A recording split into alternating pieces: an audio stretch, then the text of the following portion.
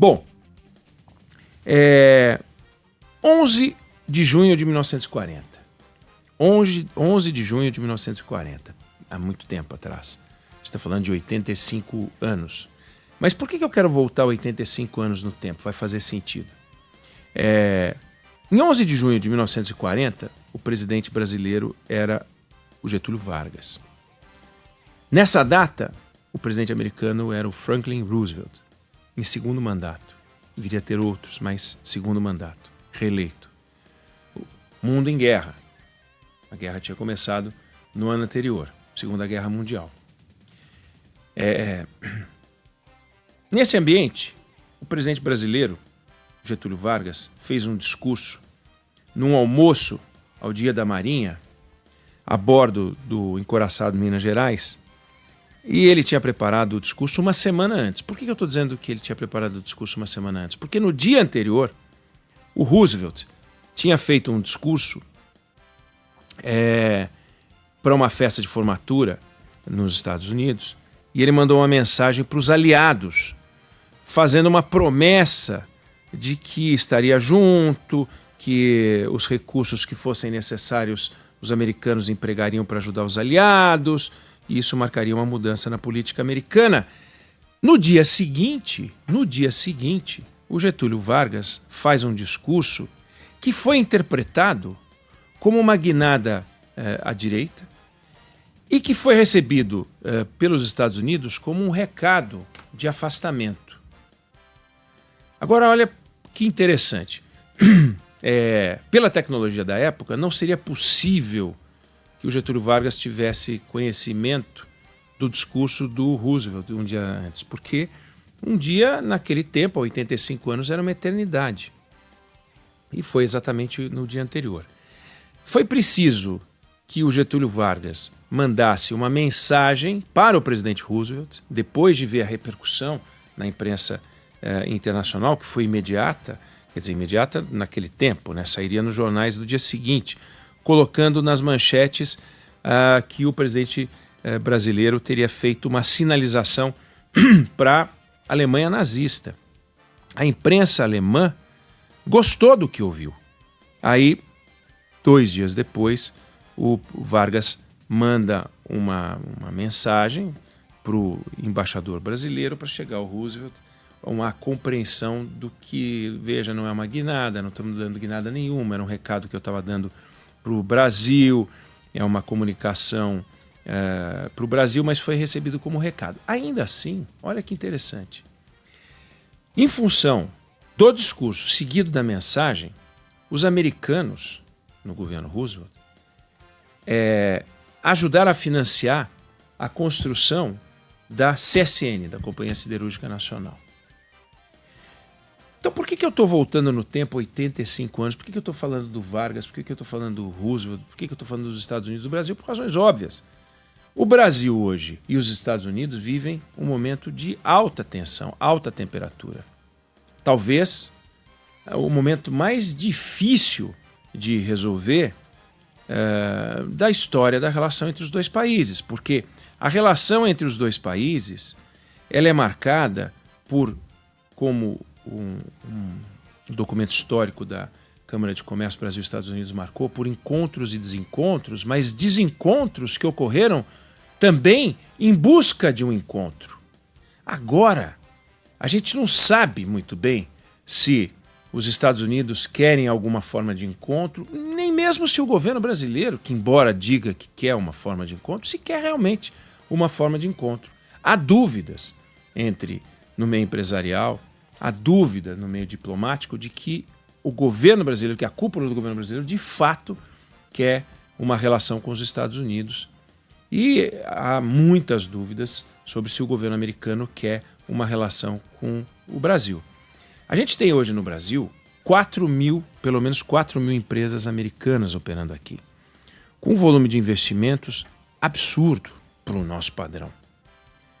Centenas de bilhões de dólares. Quase 400 bilhões de dólares. É muito dinheiro aportado aqui. Quando a gente pensa no que significa a presença americana no Brasil, pensa que em tecnologia, a gente está falando de Google, de Amazon, de Intel, de Meta, de Microsoft, de Uber, só falando de tecnologia.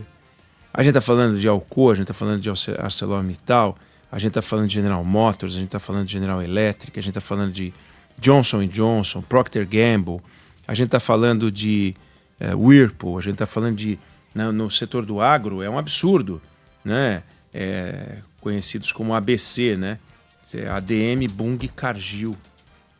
A gente está falando das grandes trades, grandes empresas de compra e venda de grãos. Então a gente está falando de um histórico que foi sendo construído ao longo do tempo. É muito interessante porque a gente sabe que os Estados Unidos foram o primeiro país a reconhecer a independência brasileira, mas demorou um tempo até que houvesse uma linha de navegação entre Nova York e o Rio de Janeiro.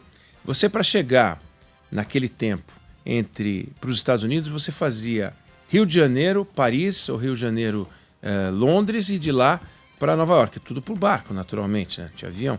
Mas é interessante como aí se anunciou uma linha entre Nova York e o Rio de Janeiro. E depois se anunciou o seguinte: olha, essa linha, Débora, vai ser 2 vezes por mês. Falei, caramba, que legal, 2 vezes por mês a gente passou a ter um barco que saía, uma embarcação que saía daqui para os Estados Unidos e de volta. E a gente foi criando uma relação importante com os Estados Unidos, muito importante, muito intensa com os Estados Unidos, e a nossa república, você vê, ela tem uma inspiração americana muito forte. Se você pegar hoje algumas bandeiras brasileiras, Amazonas, Bahia, Goiás, Maranhão, Piauí, São Paulo e Sergipe, elas são inspiradas ainda na bandeira americana. A bandeira americana, a bandeira brasileira, logo depois da proclamação da República, ela era a bandeira americana, 21 estrelas brancas sobre um quadrado azul no canto superior esquerdo e listras verdes e amarelas, 7 verdes e 6 amarelas. Era uma bandeira americana feita no Brasil. Essa relação do Brasil com os Estados Unidos é um negócio muito intenso. Já em 1891 a gente faz um acordo aduaneiro, a gente fecha um tratado, a gente começa a vender muito café, a gente vende farinha, depois num período rápido a gente começa a vender muito café, começa a vender cada vez mais, e uma relação muito intensa. Então, quando a gente olha o que está acontecendo, essa inflexão, embora a gente tenha vivido momentos de estranhamento, a gente nunca viveu esse momento de quase ruptura. Em todos os momentos em que a gente viveu instantes de tensão, os laços diplomáticos eles eram mantidos. Então as cúpulas podiam não se apreciar, não se admirar, mas havia um laço institucional, uma relação de Estado para Estado. E esse exemplo que eu dei mostra que, apesar do recado que ficou parecendo que Vargas deu para o governo americano, e de certa maneira deu, ele depois resolveu num telegrama reservado, que a história depois traria à luz, aquilo tinha uma força muito grande. Então o presidente brasileiro ele tinha um poder relativo muito maior, porque havia um Brasil de um mercado promissor e que os americanos olhavam para cá com um interesse maior do que a gente pode imaginar. E hoje o olhar do governo americano é um olhar muito mais ameaçador sobre o governo brasileiro. E como é que a gente lida com o olhar mais ameaçador? A gente lida devolvendo ameaça, não devolvendo ameaça. Então, o ideal hoje, o desenho mais acabado, seria entregar para a diplomacia a tarefa de reaproximação, se é que é possível, entre os dois países, e fazer com que, entregar para o presidente a tarefa de declarações inspiracionais de aproximação, não com os Estados Unidos, mas de aproximação com os povos, de aproximação entre as nações, e não esses recados que a gente vê que são os recados pequenos e perigosos, né? E O que é importante a gente observar isso, porque vai piorar, vai piorar. A suspeita de todos os analistas é de que vai piorar. A gente tem o julgamento de Jair Bolsonaro, marcado para setembro, e depois a gente tem o processo eleitoral de um país que está dividido. De um lado, a direita fatiada, né? Uma direita que não sabe se gruda no Bolsonaro, e os bolsonarinhos fazem questão de o tempo inteiro mandar aqueles recadinhos ridículos que a gente vê. A outra metade querendo ser uma direita mais equilibrada, direita na economia, deixando a discussão de costumes um pouco de lado. E uma esquerda também atarantada, que não sabe para onde vai. Fica falando de Lula, de Lula, de Lula. Não tem um projeto de país, não tem um projeto de país, tem um projeto de poder. A direita também não apresentou um projeto de país, não. Está nessa disputa de projeto de poder. Então, como é que a gente vai construir, e a gente já discutiu isso aqui, um país com base em projetos de poder? É muito complicado. E aí vale a pena a gente beber na história, quando Vargas mandou seus recados, quando na história a gente vê recados dados, ou a relação também Juscelino com os Estados Unidos, quando a gente vê essa história, a gente vê o seguinte: tinha um projeto de país. A gente usou para construir a indústria nacional, a gente usou recursos internacionais para poder industrializar esse país que era uma fazenda, né? E hoje a gente não sabe para onde quer para ir, né? A gente quer fazer a indústria naval. Por quê, né? Também já não fala muito disso. A gente quer construir infraestrutura. Sério mesmo? A gente está construindo infraestrutura? Outro dia, revendo dados, em 1974, o metrô de Seul começou na Coreia. Em 1974 começou o metrô de São Paulo. Aqui tem 130 quilômetros de metrô, lá tem 1.300 quilômetros. Aqui tem 91 estações, lá tem 780 estações. É período. Então lá eles estão construindo um projeto de país, eles têm um projeto de país e estão construindo um país. Aqui a gente não tem projeto de país e a gente está fazendo uma colagem, que não é resultado de um programa de desenvolvimento, o que é um negócio complicado, porque o programa de desenvolvimento ele produz um sistema de desembolso, uma lógica de desembolso, ele promove o que deve ser promovido, deixa de lado o que deve ser esquecido. E aqui é tudo meio largado. Então vamos fazer um investimento no ensino superior. Aí qualquer curso vale, entendeu? Eu acho bárbaro o curso que eu fiz, né? Para não falar dos outros, o curso que eu fiz. Eu acho bárbaro, eu tenho orgulho de ser jornalista. Mas será que o país precisa dar as mesmas condições a quem quer estudar jornalismo que dará a quem quer estudar matemática, engenharia, ciência da computação? Eu acho que não. Eu acho que não. Você vai fazer um programa de estímulo ao esporte, você vai estimular todos os esportes? Então você vai estimular golfe também? Do mesmo jeito que você estimula atletismo? Será que não tem uma diferença entre uma coisa e outra? Quando você fala em arte, você vai estimular as artes, todos os projetos de arte? Então, se um grupo artístico endinheirado se qualificar para pegar um empréstimo subsidiado com dinheiro público, a gente vai estimular como estimularia um grupo amador? Do mesmo jeito? Então, tem que fazer escolhas. E isso é muito complicado, porque a gente não faz escolhas, a gente faz tudo meio largado. Vale as emendas, são assim largadas. As emendas no Congresso são qualquer nota.